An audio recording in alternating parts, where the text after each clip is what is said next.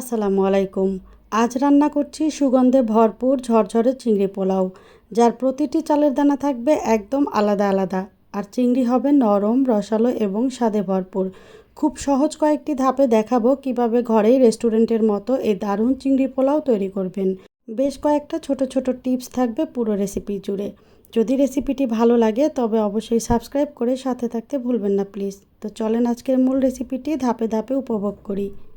তো আজকের চিংড়ি পোলাও রান্না করার জন্য এখানে আমি আমার প্রয়োজন মতো বেশ কয়েকটা চিংড়ি কেটে ধুয়ে পরিষ্কার করে নিয়েছি। চিংড়ির ভেতরে থাকা কালো রগটা আমি ফেলে দিয়েছি, আর এগুলো একটু খোসা সহ রেখেছি। খোসা সহ চিংড়ি রাখলে হবে কি, এগুলো রান্নার পরে কুঁচকে যাবে না আর একদম নরম জুসি থাকবে। তো স্বাদ মতো লবণ আর অল্প মরিচের গুঁড়া দিয়ে চিংড়িটাকে ম্যারিনেট করে নিয়েছি। তারপরে চলে এলাম চুলায় একটা পাত্রে পর্যাপ্ত সাদা তেল দিয়ে তেলটা ভালোভাবে গরম করে ম্যারিনেট করা চিংড়িগুলো দিয়ে দিচ্ছি। এবারে চুলার আঁচ মিডিয়ামে রেখে চিংড়িগুলো 2.5 থেকে 3 মিনিট সময় নিয়ে ভেজে নিব। একবার উল্টে দিব, এতে দুই পাশেই সমান সুন্দর একটা কালার আসবে। মিডিয়ামের থেকে কম আঁচে দেওয়া যাবে না, তাহলে চিংড়িগুলো থেকে পানি ছেড়ে দিবে, যেহেতু এখানে আমি লবণ দিয়েছি। চিংড়িগুলো ভাজা হয়ে গেলে আলাদা করে তুলে রাখছি। তারপরে একই তেলের মধ্যে দিয়ে দিচ্ছি 2টা তেজপাতা, 1 ইঞ্চি সাইজের 2 টুকরো দারচিনি, 3টা ছোট এলাচ, এগুলোর মুখ ফাটিয়ে দিয়েছি 2টা লবঙ্গ আর 8 থেকে 10টা কালো গোলমরিচ। এগুলো অল্প সময় ফোড়ন দিয়ে নিয়ে তারপরে এখানে দিয়ে দিচ্ছি হাফ কাপ পেঁয়াজ কুচি। পেঁয়াজটা আমি একটু লাল লাল করে ভেজে নিব, এতে চিংড়ি পোলাওয়ের কালারটা অনেক বেশি সুন্দর সোনালি আসবে। চিংড়ি ভাজা হয়ে গেলে দিয়ে দিচ্ছি অল্প পরিমাণে পানি। এরপরে দিয়ে দিচ্ছি স্বাদমতো লবণ, দিচ্ছি 1 চা চামচ লাল মরিচের গুঁড়া, আধা চা চামচ ধনিয়ার গুঁড়া, আধা চা চামচ জিরার গুঁড়া, আধা চা চামচের একটু বেশি গরম মশলার গুঁড়া, আর এখানে জয়ফল এবং জয়ত্রী বেটে নিয়েছি খুব সামান্য, সেগুলো দিয়ে দিচ্ছি। 7 থেকে 8টা কাঠবাদাম বাটা দিয়ে দিচ্ছি, আর 1 চা চামচ ভর্তি করে দিয়ে দিচ্ছি আদা বাটা, এবং 1 চা চামচ ভর্তি করে দিয়ে দিয়েছি রসুন বাটা। এখন মিডিয়াম আঁচে মশলা 2.5 থেকে 3 মিনিট সময় নিয়ে কষিয়ে নিব। যখন মশলা থেকে কাঁচা গন্ধ দূর হয়ে যাবে, তারপরে এখানে দিয়ে দিচ্ছি 2.5 থেকে 3 টেবিল চামচ টক দই, যেটা আমি খুব ভালোভাবে ফেটিয়ে নিয়েছি। 1 টেবিল চামচ ভর্তি করে দিয়ে দিচ্ছি টমেটো সস, এতে স্বাদের দারুণ একটা ব্যালেন্স হবে। মশলাটা আরও 2-2.5 মিনিট কষিয়ে নিয়ে তারপরে এখানে ভাজা চিংড়িগুলো দিয়ে দিচ্ছি।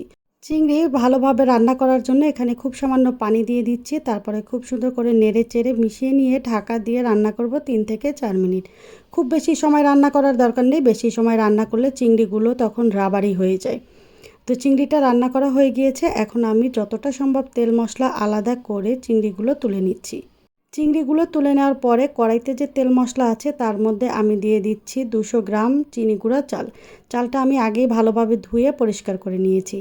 চাইলে এখানে চিনি গুঁড়া চালের পরিবর্তে বাসমতি চালও ব্যবহার করতে পারবেন। এরপরে দিয়ে দিচ্ছি স্বাদমতো লবণ। মশলাতেও কিন্তু অনেকটা লবণ আছে, সেটা বুঝে এখানে লবণটা অ্যাড করতে হবে।